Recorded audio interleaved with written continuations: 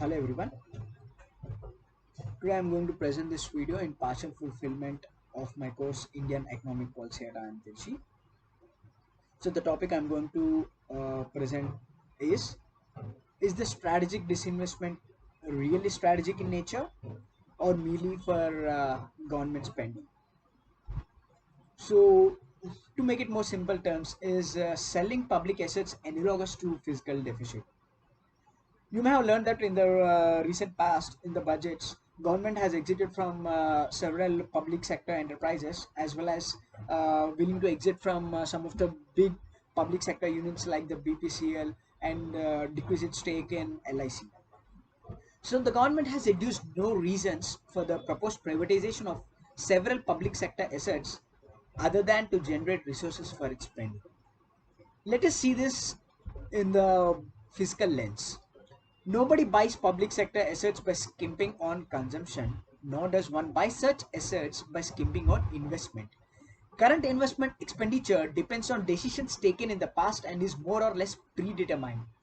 So I would say it is only investment decisions that are taken today for fructification tomorrow that may be scaled down by such a purchase.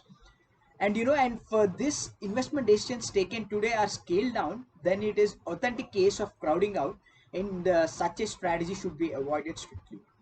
So selling public sector assets therefore does not release any resources from private use for government spending.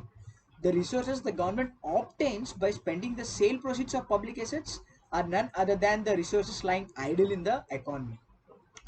So I would say that output that could have been produced by utilizing idle capacity and unemployed labor, but is not produced because of lack of demand, now gets produced as demand gets generated by government spending financed by the sale of public assets. To give you in a more simpler terms, take an example, the government borrows say rupees 100 from banks, uses it for its own spending, and then sells public assets worth rupees 100 to raise this money and return it to the banks, so that its net indebtedness does not go up. So it follows that financing government spending by selling public sector assets is basically no different from a physical deficit. In the later case, the government puts its bonds directly or indirectly via banks in private hands. In the former case, the government puts its equity in private hands. So in both the cases, more or less, it is like the nature of the government paper that is handed it to the private sector. But the macroeconomic consequences of a fiscal deficit on the economy are no different from those of selling public assets. So I would say that selling public assets which is analogous to a physical deficit, also increases wealth inequality quite gratuitously, and it does so by putting into private hands not just wealth in the form of claims on the government, but in the form of public assets, and that too at prices well below the capitalist value of earnings. So what alternatives does the government have? The obvious one is wealth taxation. Taxing away the private wealth additionally and gratuitously created by a fiscal deficit leaves private wealth inequality unchanged at its initial level. Nobody therefore should object to it, or even what comes to it, namely a larger taxation of profits. So if the government is unwilling to impose higher wealth or profit taxes, what else it can do?